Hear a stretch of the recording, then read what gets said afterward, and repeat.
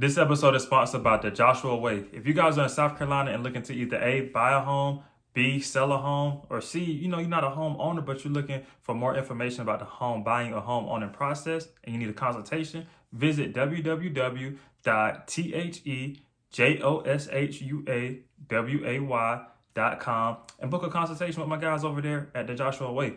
They can help you out with credit if that's a problem, talk to you a little bit about budgeting, everything that you need to understand and know about that home buying or home owning process.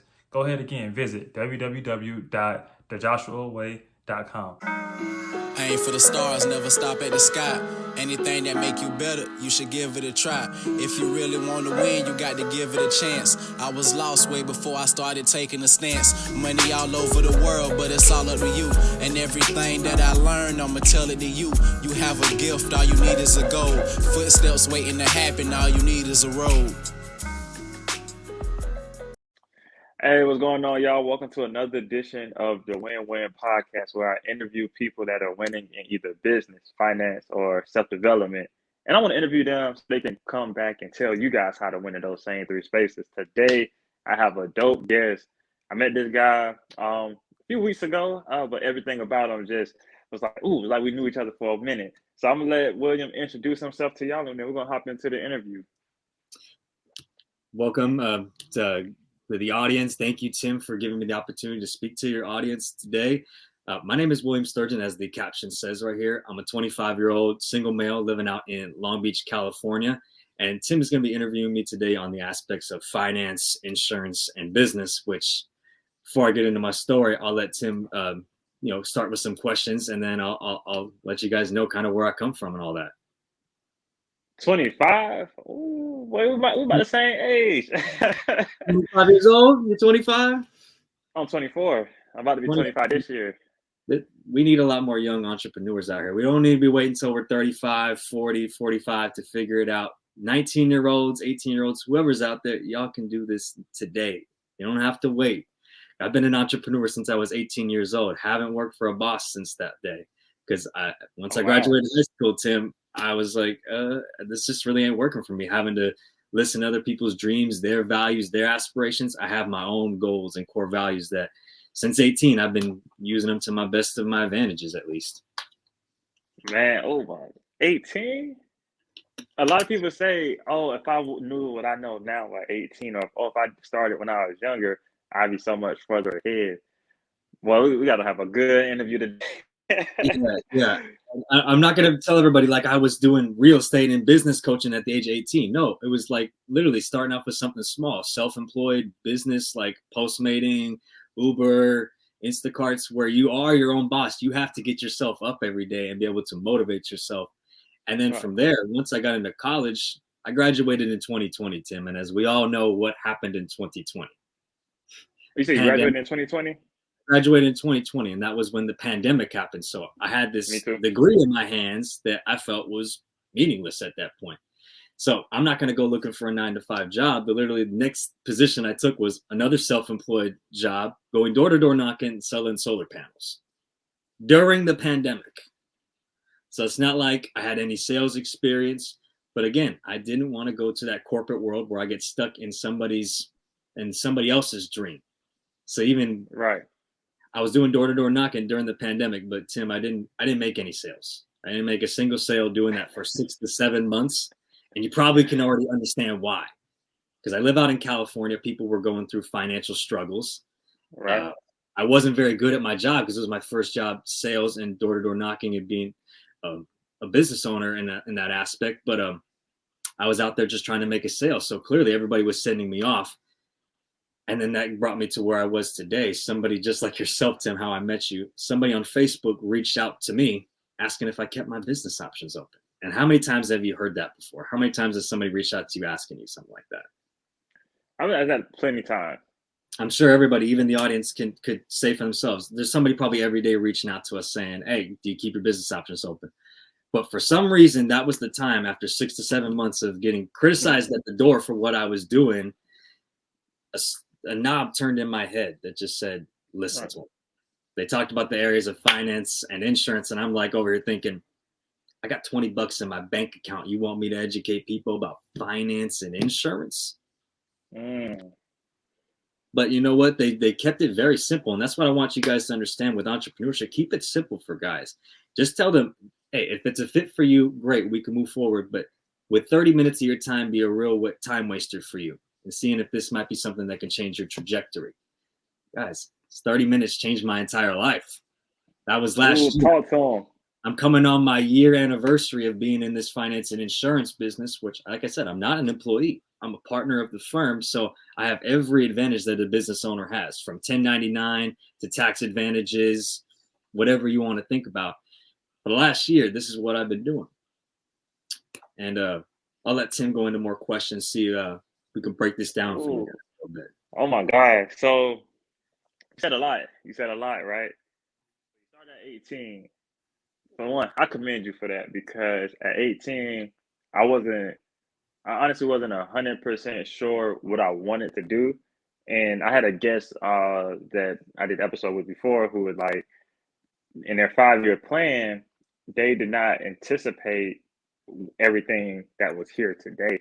And 5 years ago, even though I knew I wanted to be someone that was on a path to success, I couldn't have imagined, again, hosting my own podcast, leaving a 9 to 5. I'm not going to say like a 9 to 5, just leaving a job, because to me, that's all it was, because I wasn't fulfilled there.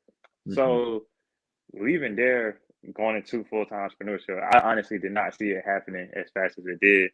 I did have a goal, but I said at the beginning of 2021, it was like, because I had to do a self-evaluation, right?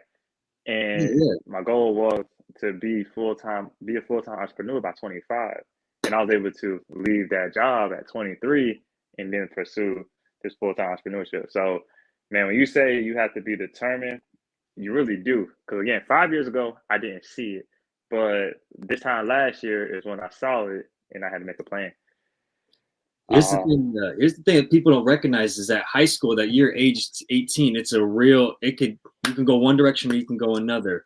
At that time, I come from a single mom. Parents divorced at the age of 13, so I was just raised up by a single mom. And she told me, Will, you don't necessarily are telling me what you want to do with your life. You said you want to be a ball player, you want to be a rapper, you want to do all these other things, but there's nothing like a career set out. So I'm recommending you go to community college, because, and she recommended that, Tim, because my brother went to private college. And he's got $200,000 of student loans that are just waiting to be paid off, and that's not something that's going to be paid off anytime soon. So I went to community college and I saved myself that burden of having that much student loans. I have $15,000 in student loans. It's not a big deal. Something that's going to be paid off because I'm an entrepreneur. That stuff gets taken care of. Just like that. But it's like that age of 18, I wasn't this person that you're seeing before you today, Tim. I didn't really even have a personality at that point, because that's 5 years after my parents had divorced. And I, as a lot of kids, I'm sure people in your audience can relate, we blamed ourselves for that kind of stuff. So for 5 years, between age 13 and 18, I was very insecure, put a lot of pressure on myself. Had terrible grades, but I still managed to graduate with a 3.0 because I made a decision sophomore year that I wasn't going to let all that stuff in the background hinder me. So when I graduated at 18, I accomplished something. 3.0, I felt good about myself. I was like, I want to come into this next stage of my life as a different person. So like I said, 5 years ago, I made a decision.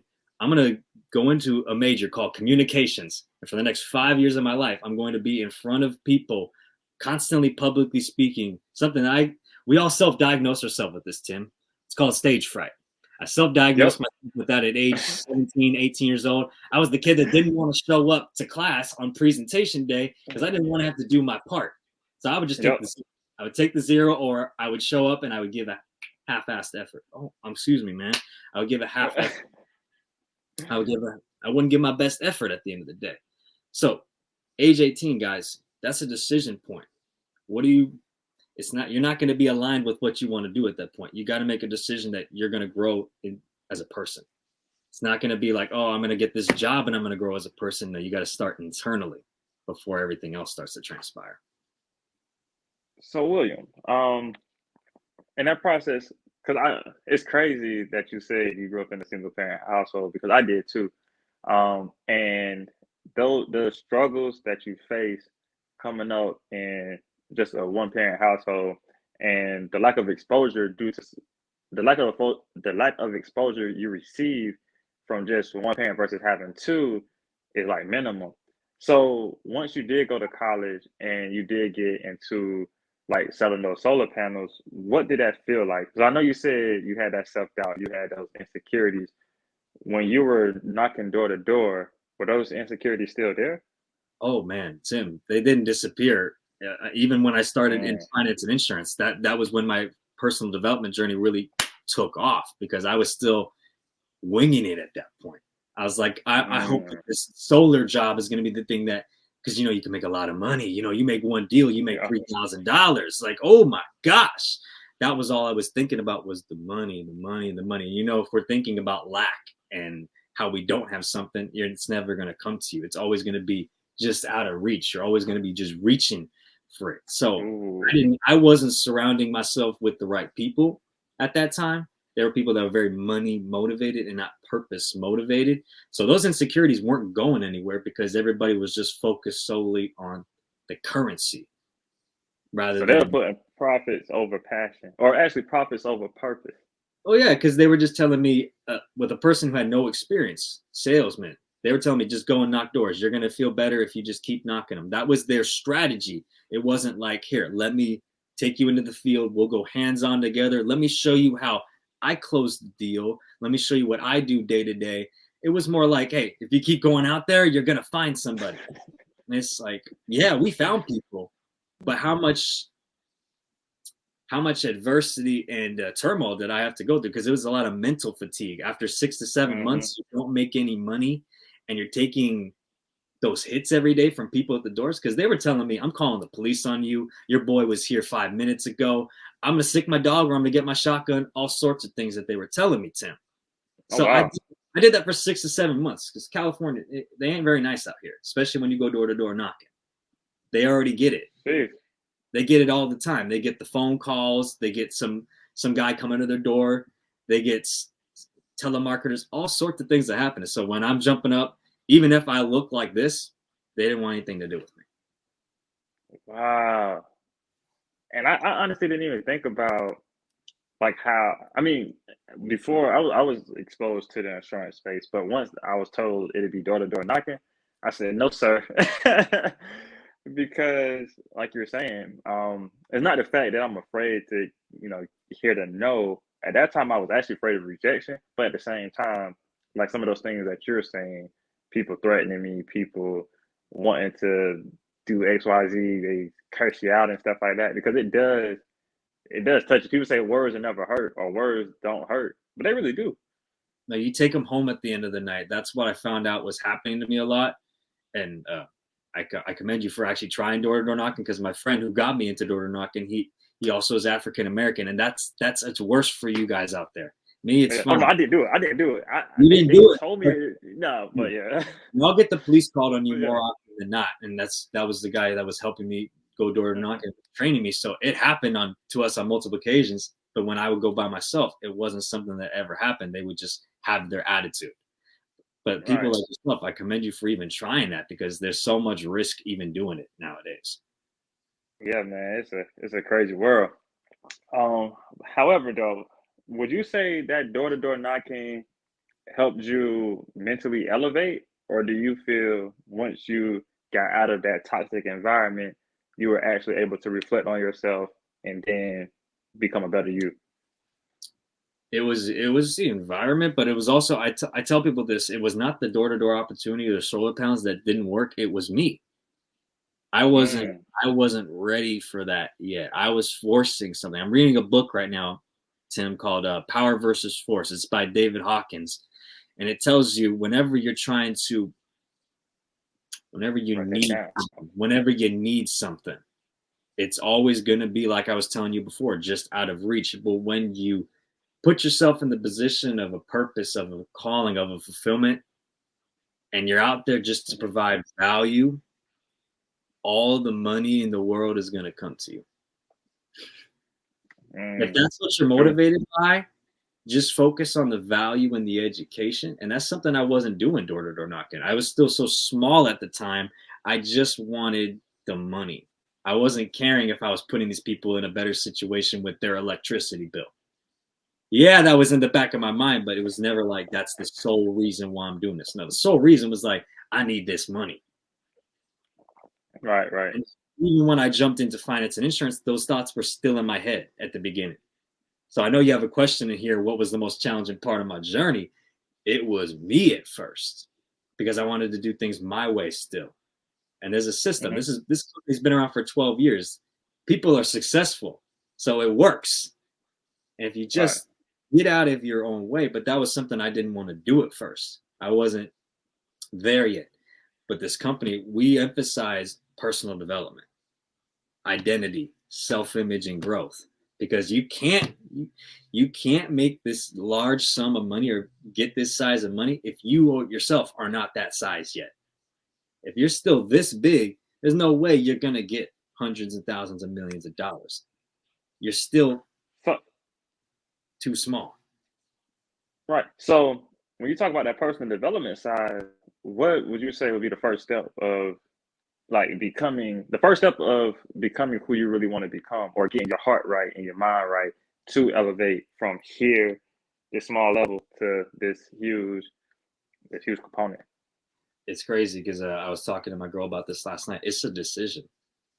It's the point where you get too sick and tired of being sick and tired. Because I was sick and tired, obviously. That's why I changed job to job. And I was working with a life coach at the time who told me, Will, once I noticed you changed jobs again, I knew something was up. Because you were thinking it was the opportunity that wasn't working. And I wanted you to know that it was you that wasn't going to work. You didn't want to elevate yourself. And it starts with a decision to, I'm going to talk more about this at the end, but it's a decision to control what's being put into here. Because everybody thinks this is just a brain, Tim. It's not a brain. It's called a supercomputer from where we come from. PHP, we talk about supercomputers up here. And you have the ability to turn the knob whenever you want to. You can put books like Captain Underpants in your head, and you can expect Captain Underpants kind of results. But if you put Think and Grow Rich kind of books and thoughts into your head, and you give your mind time to process that information, your results are automatically going to change. So what are you putting in here every day? Is it nonsense? Is it stuff that's comfortable for you? Is it stuff that you just enjoy doing? Because honestly, I wouldn't say I enjoy reading. I enjoy reading now, but at first it was a chore. Yeah, same. Listening to the right videos was a chore. Nowadays, I was listening to Earl Nightingale right before this, and that was fun.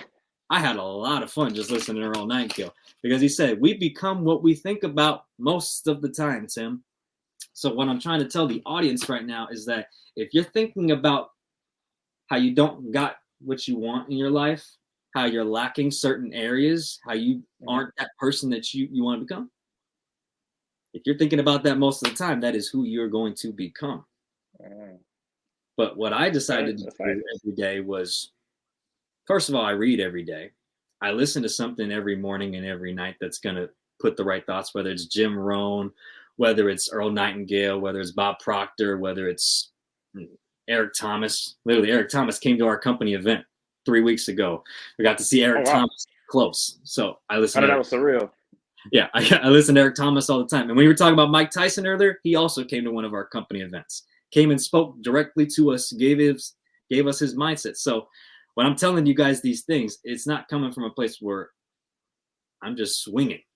Now, these are people are telling me these things. I'm going with it. Running the play, basically. I'm running the play. That's it. Hey, what's going on, y'all? If you guys are looking for a speaker to come speak to your school, your organization, nonprofit, after-school program, look no further. Visit developwithtim.com, developwithtim.com. Fill out the speaker's intake form, and someone from the team will be in contact with you. Now, you guys have a good day. Back to the episode. I'm running the play because you have a choice, your decision. Do you want to keep the same results that you want, then keep doing the same things you're doing every day. But if you want something to change, just start with one different thing. Start reading something different. Start listening to something different. What do you listen to in the car, first of all, guys? Are you listening to I'm not trying to say this is anything bad. Are you listening to YG? Because I'm from Compton out here, so I know who YG. Or are you listening to NF? Are you listening to Beyonce? Are you listening to people that are actually putting empowering words in their music? Or are you listening to people that are trying to demean and put personal shots into their music? Because it makes it different. You know what? They say, like you're saying, really, it's really about the exposure and what you are around and what you're listening to is what you become. Um, you see me, right? I love hip hop music. I'm not gonna even lie to you. And I wouldn't even lie to anybody else. I like to be real and raw. But once I stopped listening to music as much and I started listening to podcasts and I started listening to motivational speeches more so, and I started listening to audiobooks on the way when I was working, listening to audiobooks or podcasts on the way to work. Right now, if I'm just going to get some coffee from Dunkin' or something, I'm going to throw in like a podcast or something motivational because it makes me, it empowers me, like you say, for one. For two, it gives me more confidence. And if I'm listening to a podcast, knowing I'm about to be podcasting, then I'm able to flow better in a sense. I would say that's what attracted you into what you did today. So that's the law of attraction on a grand scale.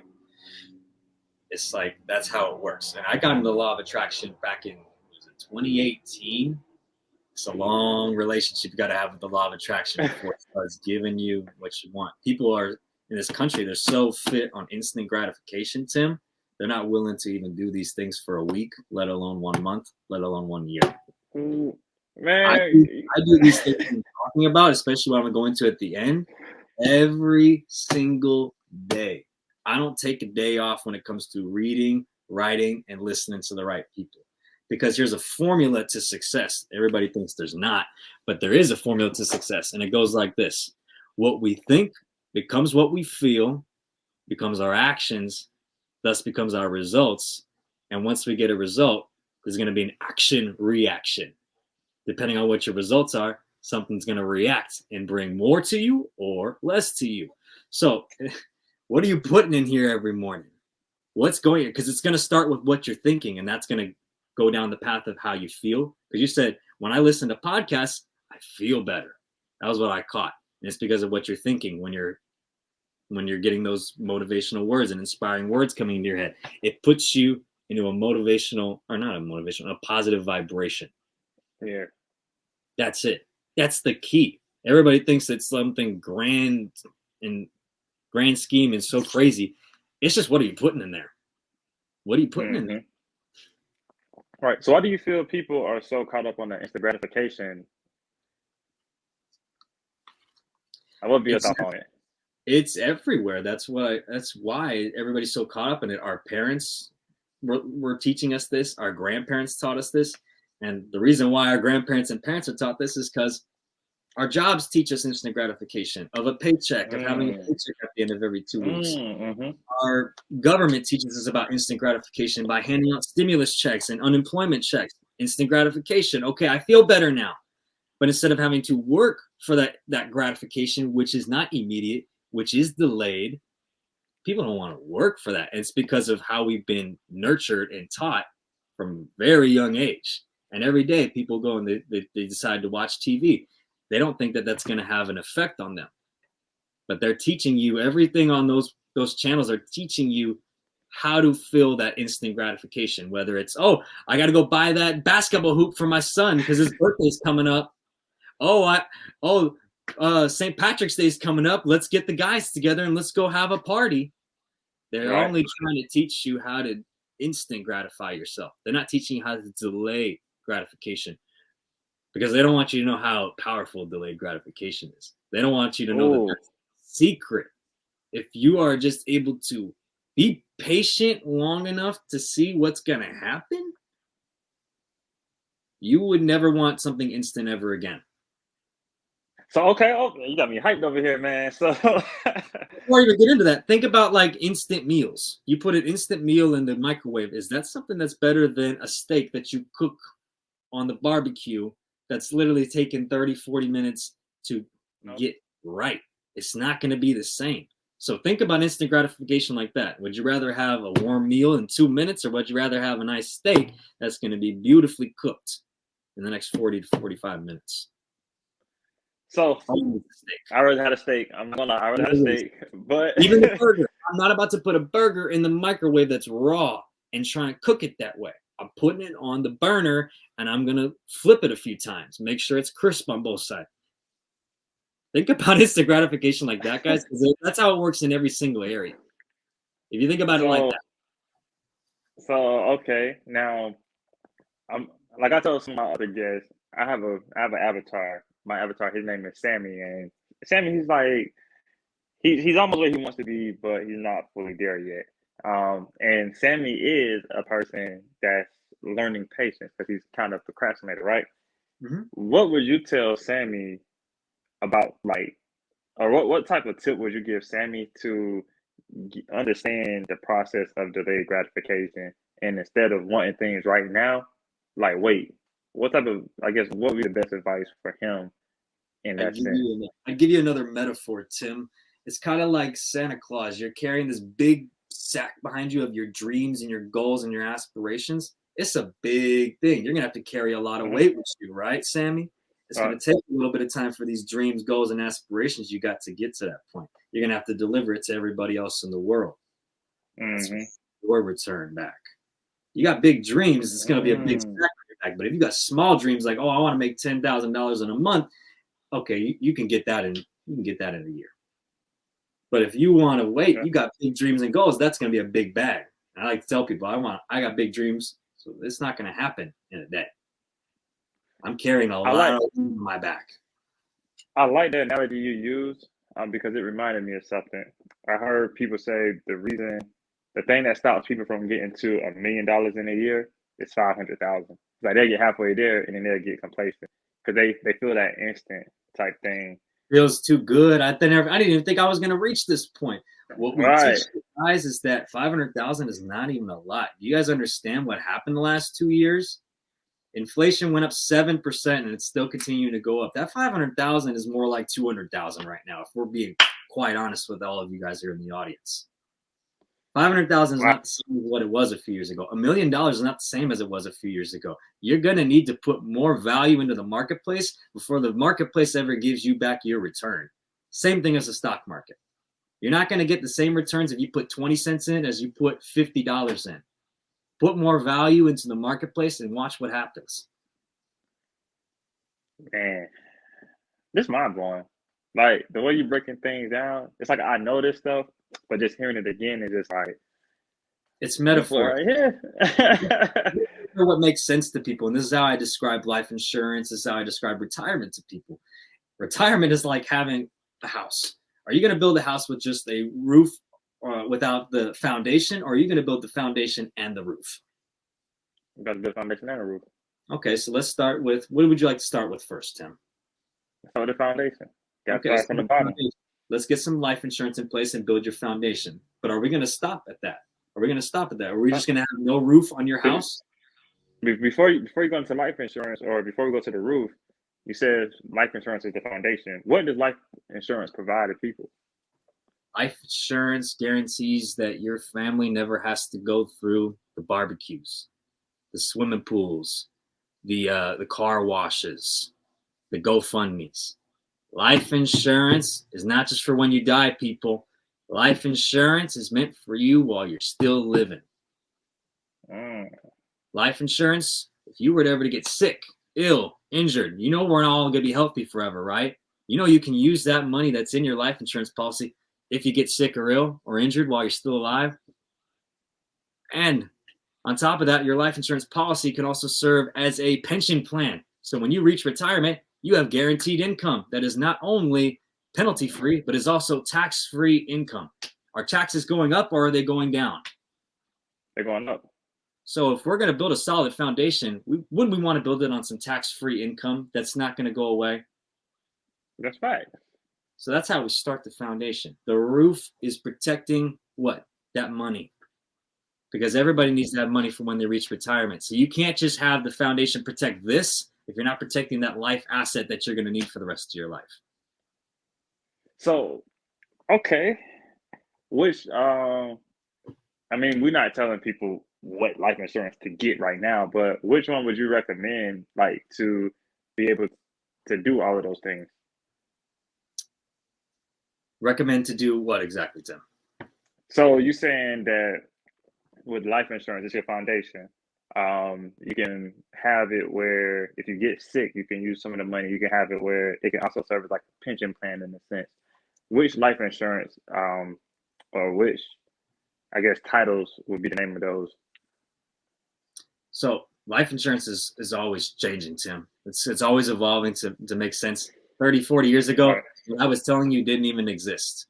Right now, make Mm. sure that it has all three components to it. If you pass away, you get a large sum of money that goes inherited to your family. If you get sick, you want to have money in place of whether it's cancer, stroke, heart attack, or any of the other million riders there are to this. You want to make sure you got money to protect that because you don't want to have to go doing the barbecues and the car washes. And then that last component, the cash value component. You want to have a policy that whenever you're putting money in every month, not only is it guaranteeing you that you're going to have money if you pass away, but it's also building interest every year. No matter what, if you're sitting down with your life insurance professional, you want to make sure it has those three components to it.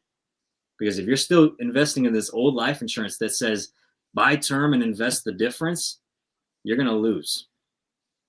I'm sure you've heard of it before, Tim. Buy term, invest the difference. Have you heard of it? Don't judge me, man. You heard of it, But yeah, I heard of it, and honestly, see, I was exposed to term before I was exposed to permanent.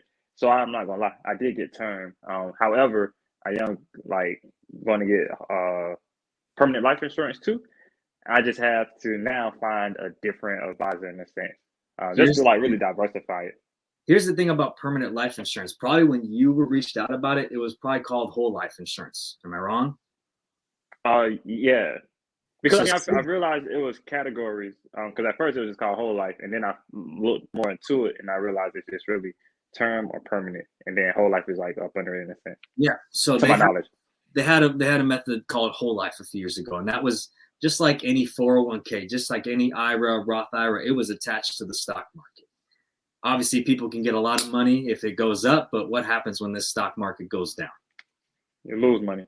You lose a ton of money. So what life insurance has done in the last 20 to 30 years is they've upgraded it so that this client's money is guaranteed protected. It's no longer attached to the stock market. It's just following it. So when the stock market goes up, this account gets credited 6 to 12% interest. When it goes down, it flatlines until it decides to go back up again. That's called indexed universal life. That is the new form of life insurance that guarantees people never lose their money. I'm here to insure people's money. I'm not here to invest your money. So that's called IUL, right? It's called an IUL. All right. So okay, I got a little knowledge. I heard of that before. I got a little knowledge. Yeah, and it's what real estate investors are using to flip their deals, put money back into the policy, grow interest, take the money back out, flip it into another deal. That's literally what real estate investors are doing, and it's called the infinite banking strategy. Now, is it true that only like a certain, like not every insurance agent has access to the IULs? Is that true?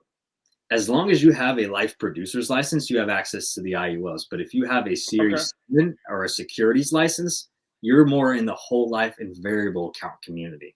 But if you have a life insurance license, that's where the index universal lives come from. I don't teach anybody about accounts that you can lose money. I only teach you about accounts that can guarantee you never lose money, and you're also going to get that upside potential. Does that sound good to everybody? It sounds good to me. We got to talk after this. But I got another question for you though. I hear a lot of people, especially in like my culture, as like again African American male, like my African American culture is just kind of ignorant to some things, right? And I hear them complaining about life insurance. How complex is it to get life insurance? It's about as easy as it is to get car insurance, and you know everybody has car insurance, right? Yeah, you gotta have car insurance to drive a car. Everybody's got car insurance. So if somebody could get car insurance, they can just as easily get life insurance. And it's better if you get it while you're younger because, like I said before, Tim, we're not going to be as healthy at 34 or 25 years old as I'm going to be when I'm 55 and 60 years old. And at that point, it's going to be way too expensive for you. So this is why that community is complaining so much about it, is because they've waited too long. And now it's seen as like, oh, they're just trying to scam me or rip me off. When really we just were not educated about this at 25 like I was. Somebody had to jump into my Facebook DMs for me to find out about this. I was in an unprivy community, grew up in a low-income neighborhood. I wasn't supposed to find out about this information. Well, it looks like it. I never was supposed to. Somebody jumped into my DMs on Facebook. So if somebody's trying to reach out to you in regards to life insurance, they have honor on their side. They're not doing it because they want to put you in a bad or worse position. They are doing it because they're sick and tired of seeing everybody go through these GoFundMes. I see them all the time, Tim. And did you know this about GoFundMe? They take 50% of your money.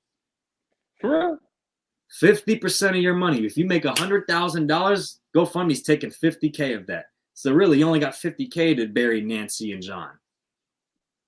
Like they take 50%. Wow. 50%. They don't care. But when we do life insurance, if you pass away, it's all yours. No probate, no court cases, it's like a will. You just get it. It's your will and testament. You're going to guarantee that money is yours if that loved one passes away and you need to replace that asset, because a loved one is an asset at the end of the day. When they pass away, especially if they're working, it's going to cost that family everything. Right. So I hear this saying, right? We'll talk to people and stuff, and they'll say, well, I'm not going to save money. I'm going to spend my money because I can't take it with me. How does that make you feel when you hear those type of statements? Well, if you can't take it with you, why aren't you putting it into an index universal life where it can grow interest so that your family can literally disperse that money once you pass away? If you can't take it with you, why aren't you doing anything with it? See, and that's what I've been trying to, really bring to the attention of people, because in my opinion, that's a broke mentality. And when I say a broke mentality, I mean like financially broke, mentally broke, and like culturally broke, because I call those people the lifeless at that point. They really have, there's no more life coming out of that body. If you're really going to say at this point that I can't take my money with me, then those people that are your loved ones really don't matter. And I'm not using that as a guilt trip at this point. What's coming out of your mouth is saying everything. I don't have to interpret it any other way. It's up to you. Like I was talking about earlier, it's a decision you got to make. Yes, you're not going to be able to take this money with you. But do they matter? Okay. And then again, like you said, it's not the guilt trip, but it's like it's guaranteed that everyone has the time, right? Here's the thing. Why not? They don't see what happens when they pass away.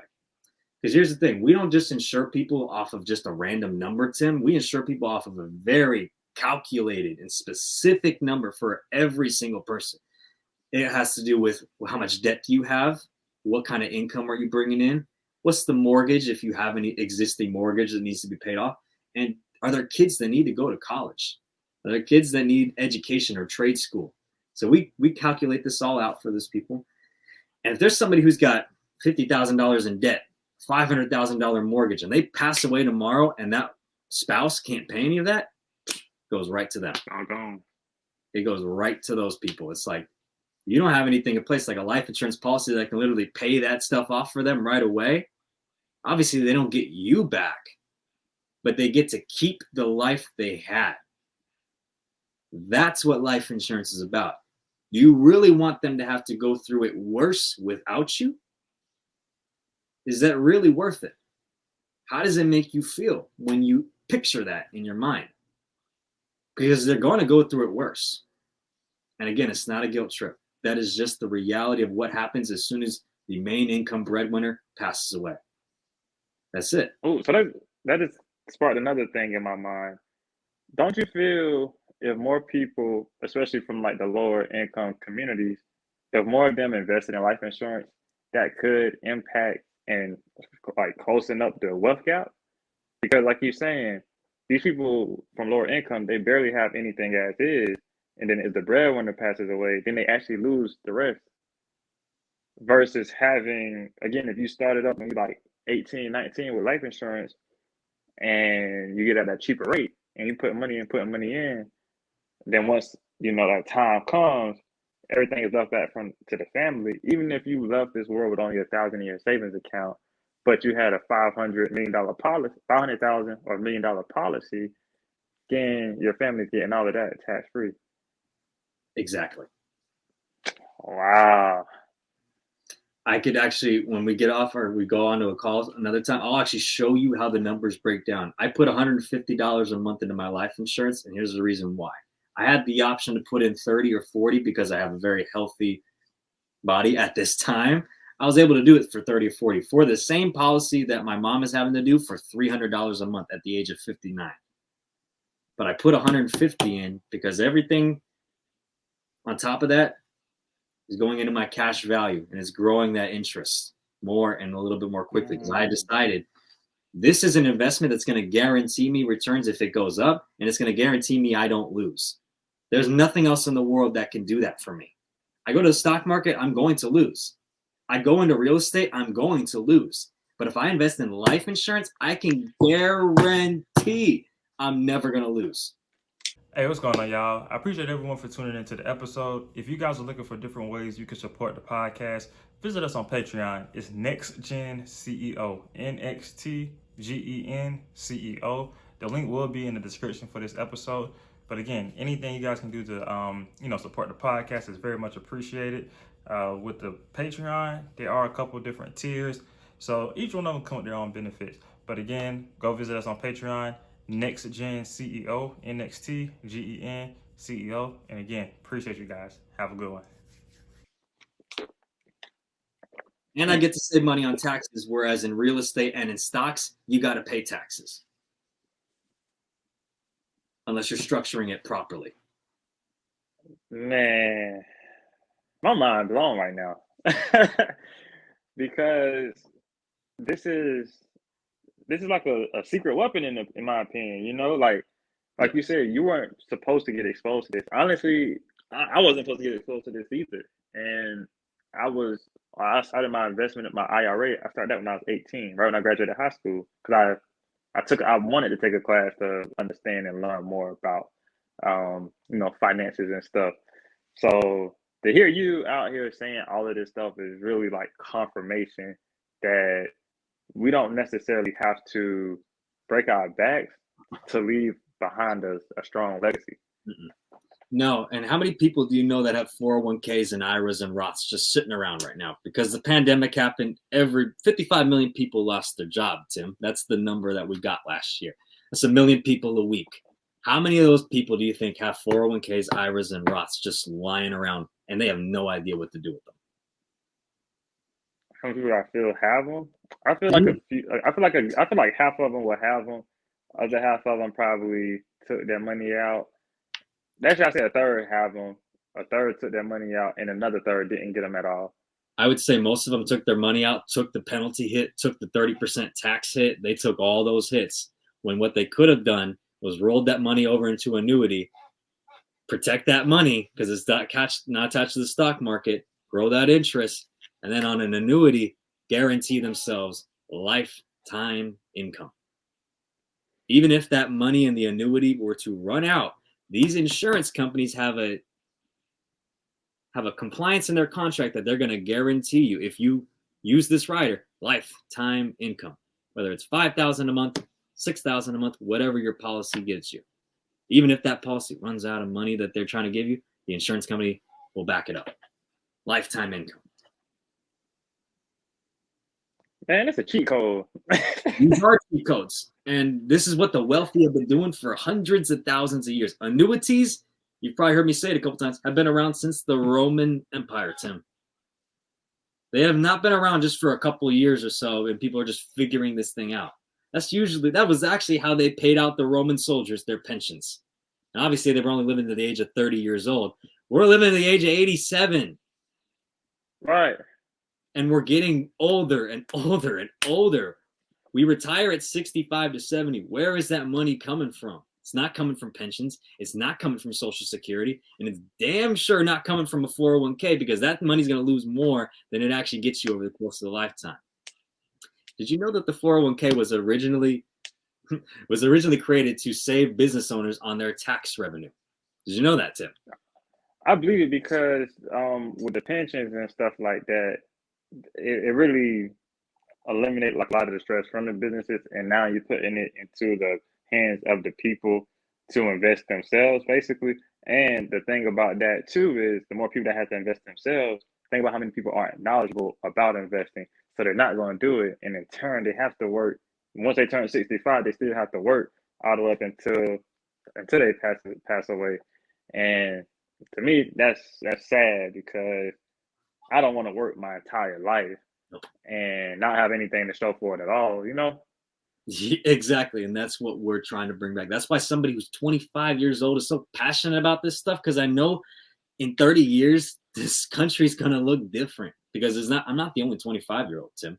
I'm not the only 19-year-old that's doing this. Literally, birds of the same feather flock together. So if I'm a 25-year-old, a lot more 25-year-olds and 20-year-olds are going to attract to this business just because they think they can do it too. And they can. You don't have to be a certain person or a certain age bracket to do this. You just got to have the right mindset. It all comes back to that. Who are you? Do you still see yourself as the person who's broke, person who doesn't have the skills and the talents? If you change that story, then maybe those two things will change. But you got to change the story first. The story you're telling yourself up in your head is a complete lie. It's what your parents were telling you. It's what your grandparents were telling them. And it's what the government tells us on an everyday basis. It's the same story. And it's meant to control you. Wow. Man, well, this is a lot of game, right? I told you, I was prepared today. I made sure that I had some value. Hey, listen, I definitely appreciate it. So I got another question for you though, man. Let's say Sammy was out here interested in getting into the life insurance space, or not even Sammy, like anyone in the audience that is listening right now. Let's say they wanted to become life insurance agents because they hear your passion and they feel, like you said, they feel they can do it and they know they can. What would be the first step, or what would be the first step of getting in, or how could they get in there? Honestly, I don't like to put anybody in who doesn't know the information yet and knows that this is the right fit for them. So I always sit down in front of somebody for 20 to 30 minutes, Tim. I break down exactly what I got broken down when I first got started. If it's something that makes sense for you guys, perfect. We go forward with it. Regardless, I always make connections and I give value in these presentations. So regardless, you're going to have information that's going to be able to defend you out in the public financially. So really, it's a 20 to 30 minute presentation. Me and you together, we talk it out. And if it makes sense, wherever part of the wherever part of the U.S. you're at right now, we make it work. I've got teams out in Texas, Ohio, Virginia, Connecticut, Maryland, New York, Florida, Nevada, and California. We're still building everywhere. Oh, wow. That's huge. So yeah, the company's located in all 50 states, including Puerto Rico and Guam. So it really doesn't matter where you're located. I'm doing this from the love and comfort of my home. That's it. If you got the grit, you got the desire, you don't want to work for somebody anymore, this is it. I hit up my guy Will. It really doesn't get better than this, because not only are you going to make a ton of money in the money industry, because we are in financial services, but you're going to become a really dramatically different person. Tim, I wasn't the same person a year ago. I couldn't speak like this. I really couldn't. I was more insecure. I wouldn't even have tried to reach out in regards to that invitation. But you know what happened? I grew in size, you guys. I grew in size. And that's what made me want to reach out, because I knew I had something to bring to this podcast. I knew it. Listen, man, you brought a lot. You definitely brought a lot. And we still not even finished yet. Yeah, ask away. I told you, expand on the portfolio if you need to. Oh yeah, so y'all hear it from him. You know, if you want to get into that space, just hit my guy up, William Sturgeon, on Facebook. But anyway, William. So before you it's also simple, you guys. It's not something that's like in real estate or mortgage loaning where it's a long, drawn out process. This is probably one of the easiest licenses for people to get, and that's why not many people know about it. Because when anybody hears life insurance, they're like, "Oh, that doesn't sound too exciting," but it's in fact You can get this license in 2 to 3 weeks. That's it. And you can start making money off of it. That's how easy it is. All y'all who need it, hey, y'all, again, hit them up. Now, William, again, being an entrepreneur, man, you already mentioned your challenges, how you got into the space. Now, what was the biggest loss or the biggest lesson you learned in your entrepreneurial journey? Or not even that journey, like throughout life?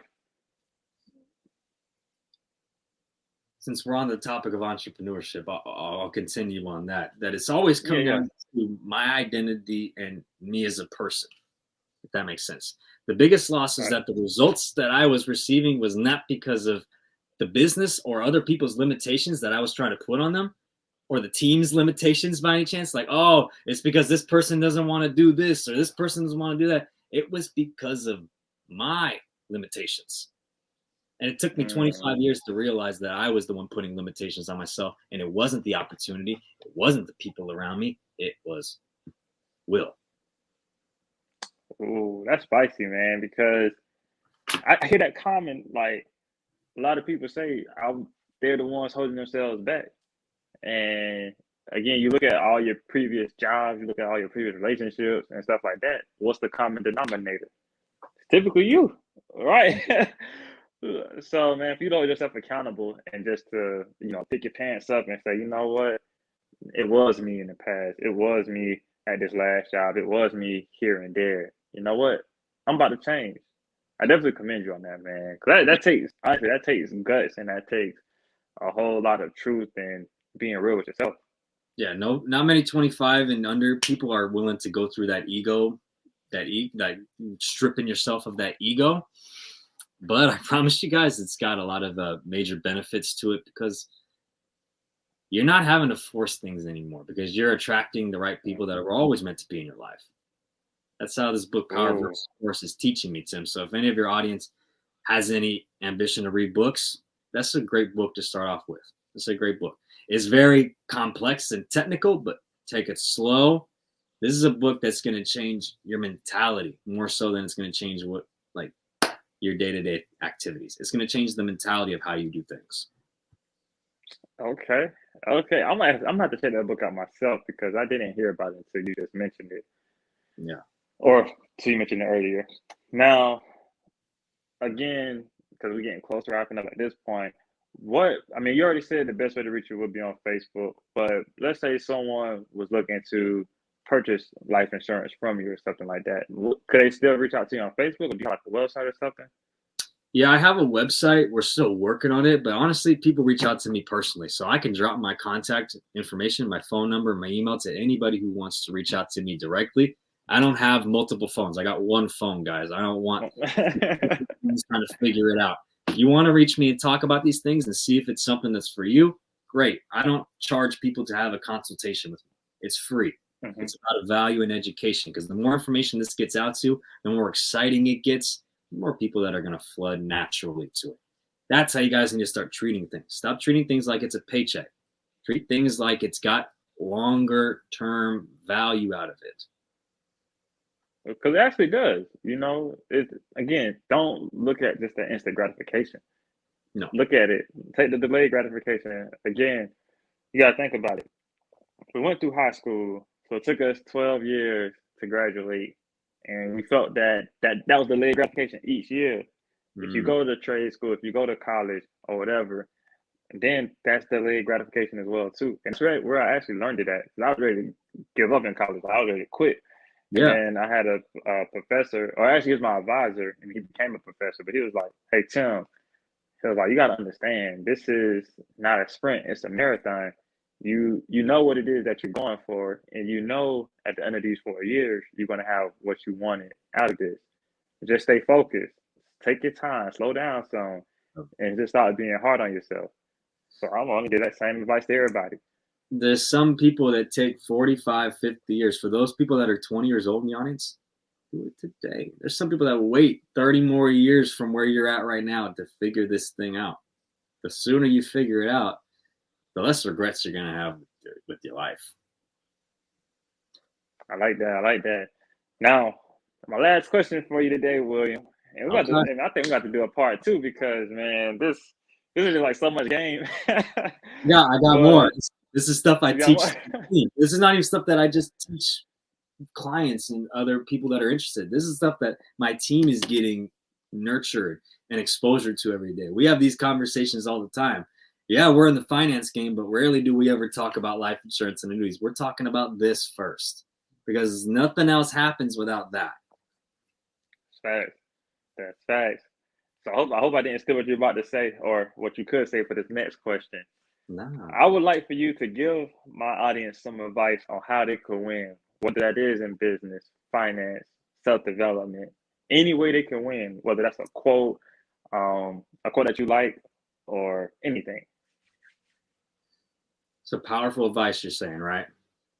Yeah, something that they can take back and either build off, like something they can take back that they can use to win, whether they build up off of it or they hear this quote, they can take that same quote and live by it. Okay, now I know what you're saying. So I had something prepared for this. So it's focus at growing the size of you first, and then observe how the size of your life grows. It goes back to what I was talking about earlier, Tim. What are you reading every day? What are you listening to every day? Morning and night, because that's the most powerful times you can listen to something. Who's in your ear? If the person that's in your ear is not in a place that you want to be, take a little time away from that then. Give it to people that can be in your ear, that are in a position that you want to be or you see yourself as. That's why I say, who are you listening to and watching every day? Because those same people could be your associations. Your association doesn't have to be somebody who's directly next to you. My associations are Bob Proctor. My associations are Earl Nightingale. My associations are Patrick Bet-David, my CEO, because he's got a YouTube channel. My associations are not the people that I used to hang out with in high school. I don't hang out with them anymore. Right. So, and then the last thing that's really most important than all the rest of the things that I mentioned today is, what are you writing every day? What are you writing every day? You're probably wondering what this is, Tim. This is a goal card. Everybody's going to be blown away by this right now, because have any of you ever written a goal card before? And I'm just going to role play with Tim right now. Have you written a goal card before, Tim? A goal card? Have you thought about writing a goal card down before? What does that consist of? So I can give you an honest answer. Honestly, a goal card is just the direction you're going, so that you always know where you're going. Most people will say, I have no idea what you're talking about, Will. A goal card, a direction in my life. So I have, all right, before you even show me yours, I'm going to show you what I have, because I got my phone right here.